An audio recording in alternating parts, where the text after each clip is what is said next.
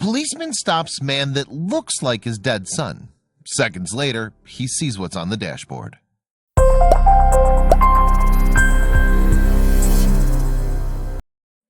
The child's age at the time of their death, or the cause of their death, doesn't seem to make a difference. Losing a child is one of the most difficult things a parent can ever go through. There are many parents who just can't get past the loss of a child. They find a way to go on sometimes, but still the hurt, the sorrow, and the loss never goes away. When that child is gone, the parents are going to feel the loss for the rest of their lives. A police officer lost his son, and the hole in his heart still remained. Here's the story of the day that the policeman stopped a man because he looked like his dead son. Seconds later, he sees what's on the dashboard. One morning in April 2017, a man named William James Wensky was driving down the street when he saw the lights of a police car flashing in his rearview mirror. He saw the lights right away. The man pulled over instantly as the officer got out of his car and walked over to William. William was wondering why he was being pulled over. Was he driving too fast? Did he run a stop sign? Did he have a tail light out? He wasn't sure why he was being pulled over until the officer got to the window. It turned out the officer just wanted to thank William for his military service. When the officer thanked William for his service, he realized that the officer must have seen the military bumper sticker that William had on the back of his truck. After that officer thanked William for his service, he asked him where he'd served. William told him that he'd served in Iraq for 15 months and that he had recently come home.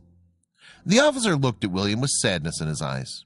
He told William that he'd never served overseas. However, his son did. He explained how his son had served in Iraq but sadly never made it home. He was killed in the line of duty. William's heart was broken after hearing the officer's story because he also lost fellow military members and friends in Iraq. As the two men were talking, the officer looked on William's dashboard. He saw an American flag on the dashboard, and it was exactly like the one the officer received when he was told his son died in Iraq. It was then that the officer asked William a strange question that he'd never been asked before. The officer asked William if he could have a hug. He didn't ask this question to be weird or because he was attracted to William. He explained that William had reminded him a lot of his son. He explained that when he first pulled him over, for just a second, he thought that William was his son.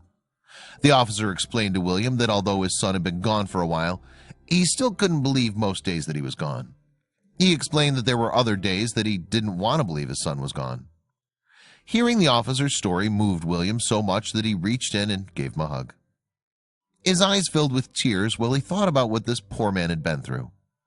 The hug that William gave the officer was not an ordinary hug, where you just lean in and hug quickly. He got out of his truck and they hugged hard and long. The officer's story moved William. He thought about the officer, his son, and all the friends that he had lost while he was overseas in Iraq fighting for his country. It turned out that when William was pulled over, he was on his way home from a treatment program. When William came home from Iraq, he was suffering from post-traumatic stress disorder, or PTSD. It's a very common issue for military personnel coming home from a war zone. It's a serious condition that causes stress, anxiety, depression, nightmares. It can also create night terrors, and without treatment, it could sometimes result in suicide. William went to a military rehabilitation program for his condition. Every week he'd been doing this ever since he got home. While at the program, he asked to open up and relive horrible experiences in order to heal. Since he was on his way home when he was pulled over by the officer, he was still feeling a bit emotional. A hug from the officer, who was struggling just as much, if not more than he was, helped him a lot. That hug was exactly what he needed. William Jaswinski. My heart ached for the officer as I offered my condolences. At that exact moment, William said after the hug helped him feel better in two ways. In that moment, he needed a hug. It also helped him because he felt that in just a small way, he was helping the police officer. He believed the officer's fallen son was looking down on those two men, appreciating what William was doing for his father.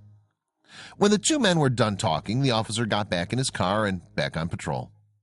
William got back in his truck and headed home. While driving home, he looked over the flag on his dashboard and thought about Iraq. The friends he made and the friends he lost. He was so impressed with the officer that he shared what happened on Facebook. Since then, his story has been shared over 181,000 times. He got 11,000 comments on his post and over 138,000 likes. People all over the world found William's story incredibly touching. The officer was struggling with his grief for a moment, mistook William for his son. People were moved by the fact that the two men hugged and in some small way understood each other. This goes to show you not every story that goes viral about the police is a bad one.